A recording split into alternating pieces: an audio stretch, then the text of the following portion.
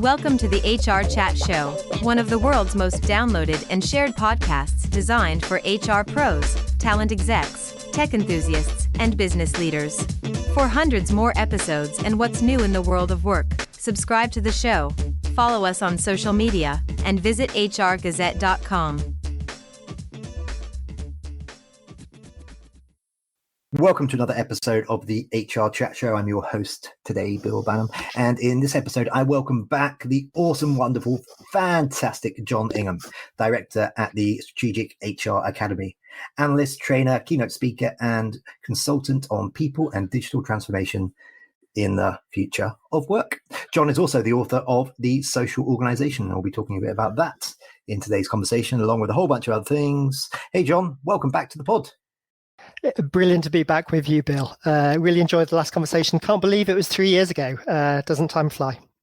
So it has been over 3 years, Jon, since we last spoke on the show. Please reintroduce yourself to our listeners and tell them about the Jon Ingham Strategic HR Academy. Well, I've worked previously as an HR director, but most of my career has been in consulting, in technology, change management, HR. Leading up to the pandemic was doing, well, in fact, for about 10 years prior to the pandemic, was doing an increasing amount of face-to-face training on new, innovative, strategic HR topics, which obviously all stopped. So I've spent, I guess, sort of almost 3 years also setting up a digital academy. Less well known than a few others that you might have heard of. I'm sure you have. It's, basically have been translating all of the content and insight that I used to provide in a classroom onto a digital platform. I run study groups there as well. So they're very sort of people-oriented, spending time with practitioners, talking about the course content, not just providing a sort of standard course information. Still not that well known, but lots of great insight, and we've had a couple of hundred people involved now, and feedback tends to be really good. So that's my main focus, alongside continuing to write and speak and do other things about the future of HR, work, organizations, and so on. Thanks for tuning in to the HR Chat podcast. If you're enjoying this episode, we'd really appreciate it if you could subscribe and leave a 5-star review on your podcast platform of choice. And now, back to the conversation. Okay, so you're still in early stages. People are still hearing about the Academy for the first time, perhaps. What are the aspirations? What are the hopes for in a couple of years' time, Jon?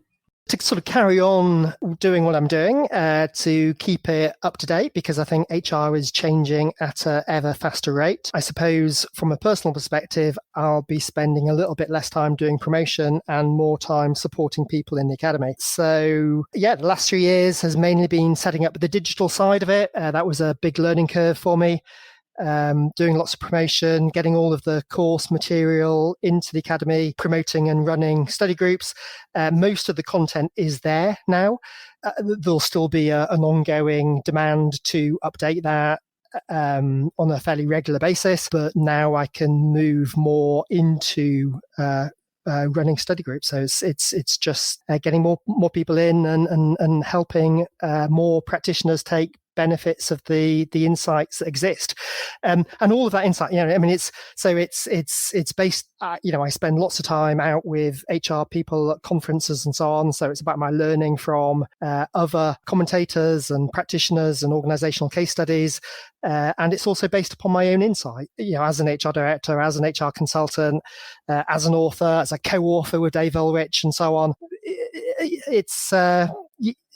So it's both about providing lots of information about new opportunities of doing particular things in HR better, but it's all supported by my own insight as well. So there's a lot of great opportunity provided in the academy that people don't really get anywhere else. I try to summarize quite a lot of it on LinkedIn and so on. But each of the courses are sort of 10, 12, 14 hours of content, plus all of the discussion as well. Again, not as well known as others, not as professional. It is just me talking as I am doing now, in front of a webcam, but we go a lot deeper into particular areas of content and application in particular organizations, and practitioners can do that with me. It's not just they're not just listening to a video. I'm providing sort of personal guidance and support as well. So I'm pretty pleased, but yeah, it's still early days. Now, Jon, you recently presented a session on HR tech for today's people-centric world, delivered for Zoho People Plus at the HR Technologies UK conference in their London town. Tell me about the session and some of the hoped for learning outcomes. Well, as I was saying, so I used to be a technology consultant, so coming into HR kept an interest in technology. I've been out to the LRP conference in Las Vegas lots of times, Unleash, was speaking at HR Tech Toronto a couple of years ago. And I suppose my key insight around technology in HR is, yes, there's lots of new things we can do within HR itself, but the biggest opportunity to me is always, if HR is changing, the rest of the business is changing. How do we keep HR aligned with what's happening in the rest of the organization, the rest of the business? That to me is almost always a bigger challenge than using new technologies within HR itself. And the key shift in HR organizations' business, as far as I'm concerned, my belief of what we've experienced over the last 3 years during and post the pandemic is a lot more people centricity. And I know that's being challenged at the moment with layoffs in technology sectors and so on. But I still think the world has changed, and organizations that compete and succeed in the future will be those that treat their people more like their external customers. So I've in LinkedIn, I have a newsletter focused on multi-sided HR, the idea that HR and organizations need to support, align with, inform the business, but also help people meet their own personal needs from their employment as well. And if that's the biggest change in the business, the biggest opportunity and requirement in technology, as far as I'm concerned, is to echo that and to develop new technologies that enable HR to meet people's needs. So I first talked about this at, actually it was a technology conference in Delhi, Next HR, and then did a shorter summary of it at the new HR Technologies conference in London, a couple of months ago. And that was sort of outlining, that idea that we need to pay attention to what's happening in the business, that businesses are increasingly people-centric. And if we take a look at the technology we need to enable HR to do things differently, to meet people's needs as well as businesses' needs, then I think we come up with a whole new set of technologies that we need to invest in, or the same technologies perhaps, but managed in a different way or used in a different way.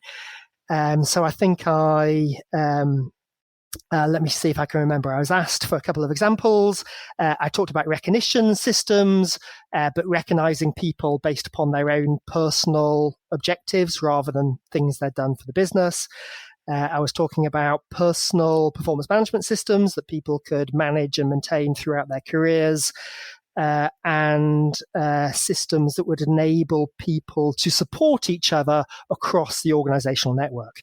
So somebody's looking for mentoring in a particular area, and there's somebody else who's got a skill, and how do we connect those people better together? So it's not a completely new agenda, but it's a significant tweak to, I think, what most people are saying, or perhaps what most HR practitioners are looking at from their technology choices at the moment. Thanks for tuning in to this episode of the HRchat Show. IEA training provides professional development to a changing workforce with changing needs, and we're proud to support this episode of the HRchat podcast. IEA offers lots of courses, webinars, and on-demand training to meet our students where they are and help them reach their goals. We're proud of our contribution to better risk analysis and high operating standards in the industry. Learn more at ieatraining.org. And now, back to the conversation. Jon, in a 2023 post on your website, you offer your 4Ts, four ways to engage business leaders in strategic and people-centric HR. See, I do my homework ahead of these interviews. Although, listeners, I didn't actually tell Jon that I was thinking about making this into an interview until about 2 hours before our scheduled call. So he's a bit of a trooper for doing it. Tell us about those 4Ts, Jon.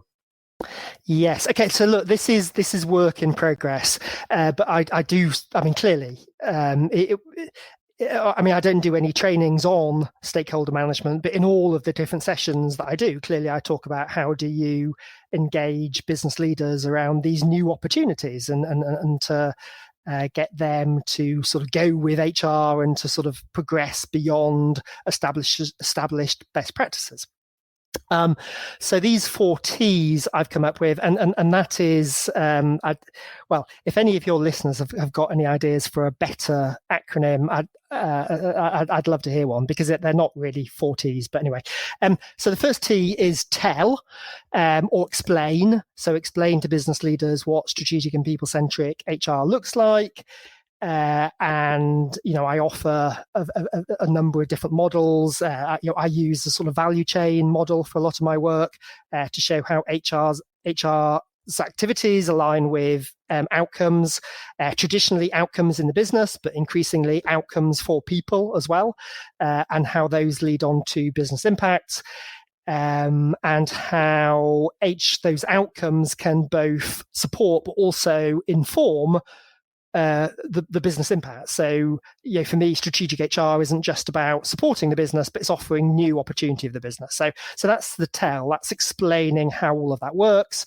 And obviously, the solution to that is to give. Well, the solution for HR people is clearly to buy a copy of my book, The Social Organization, that you were referring to, or to come on the Academy or so on. Possibly not actually that for business leaders, because my book is an HR book. I often recommend one written by McKinsey called Beyond Performance, that talks about a capability called organizational health, which is still pretty much the same type of outcomes I talk about, but it's written in business language. So for me, a really good way into working with business leaders about strategic HR is to buy them that book and then book a meeting in their diary for a couple of weeks later and say, look, I want to come back and talk to you about how I can create organizational health for you. So that's tell. The second T is the one that isn't really a T, is stealth. So capital S, but also capital T, which is the bit that doesn't quite work in the model, but there you go. But stealth is a very popular approach undertaken by lots of HR directors, which is not to bother to try to explain to business leaders what we're trying to do from a strategic HR perspective, but just to do it. And then when business leaders come back to HR and say, look, you're doing all these really strange things these days, what's going on? That's then an opportunity to explain, that's strategic HR. It sounds a bit odd, but it's lots and lots of leading HR directors, I think, do take that approach, and it works. It can work really well. I think the other two are possibly more useful, however. So the third T is together.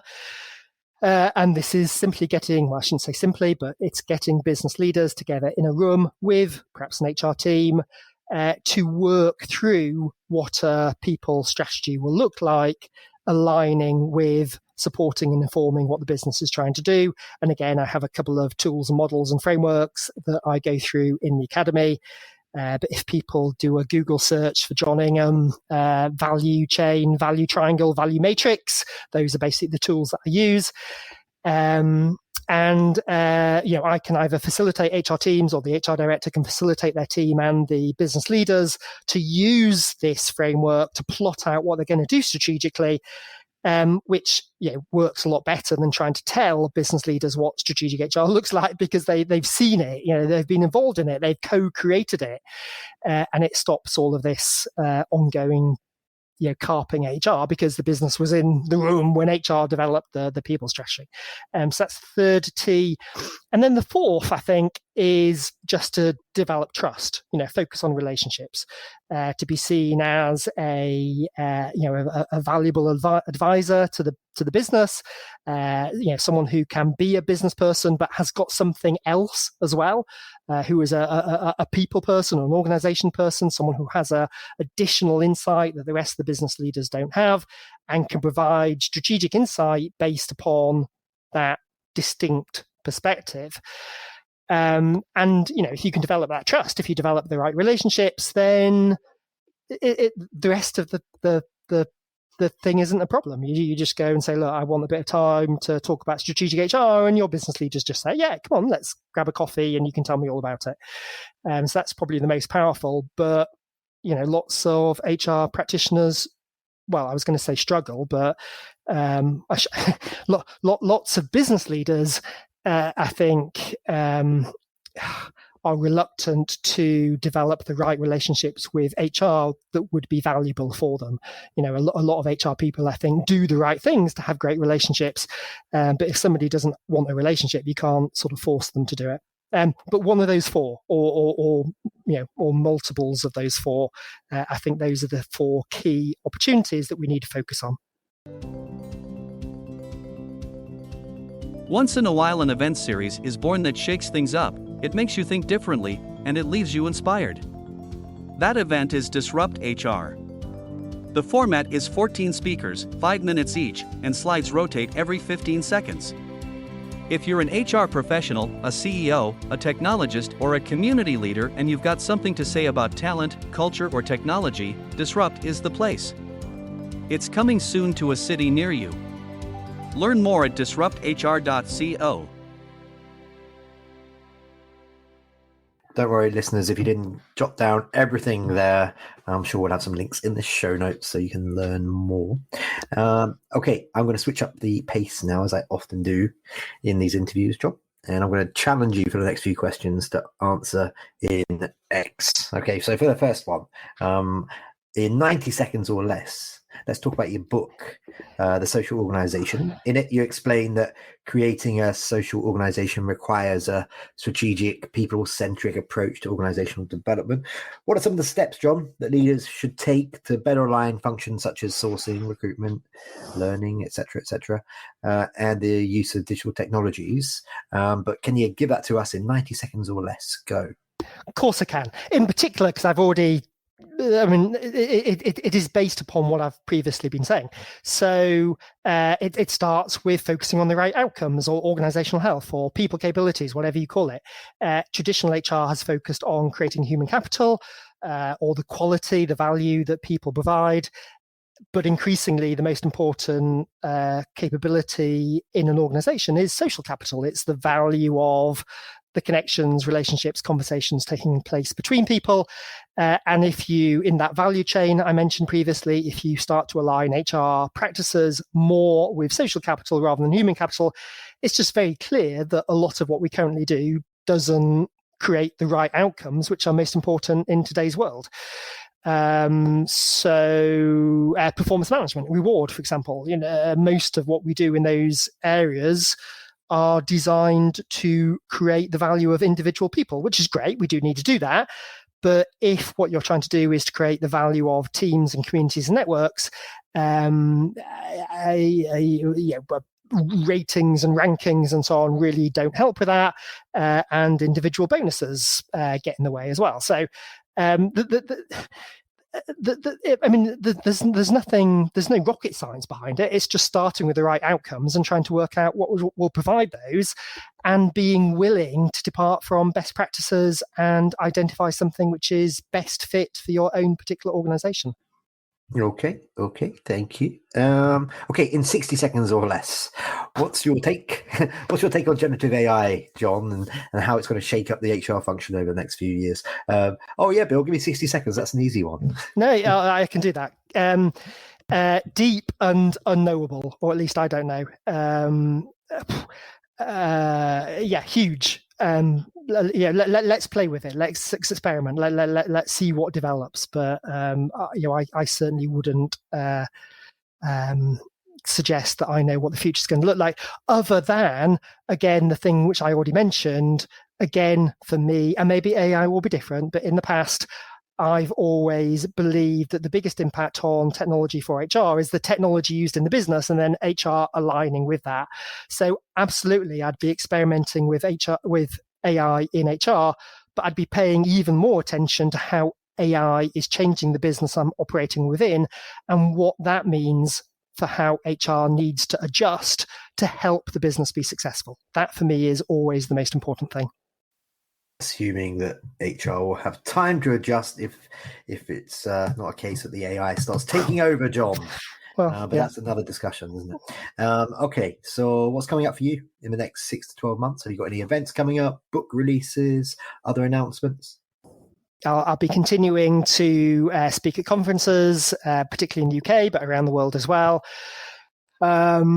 Books, let's see, it's sort of 5 or 6 years since the last one, so I'm sort of getting to the point. I tend to take about 10 years between a book, so I need to start thinking about what the next one's going to be, but it won't be out for a little bit of time. I need to make the academy work. That's the big opportunity for me. I think it's a big opportunity for HR practitioners as well. The content's there, the standard operating procedures in place, the technology is a lot more stable than it was. I'd like to find ways of encouraging more HR practitioners to join, so that the value, the insight that I believe I can provide is experienced more widely. That's my big focus. Excellent. And just finally for today, John, how can our listeners find all of your cool TikTok videos? No. How can they connect with you? Is that LinkedIn? Is that email? Please share the best ways to do that. Yeah, I really just do LinkedIn these days. I used to spend a lot of time on Twitter, but I don't think the platform is very good these days. So I hang out on LinkedIn. I don't produce a huge amount of content, but I'm always available for conversation there. I do have a newsletter I mentioned previously on multi-sided or both strategic and people-centric HR.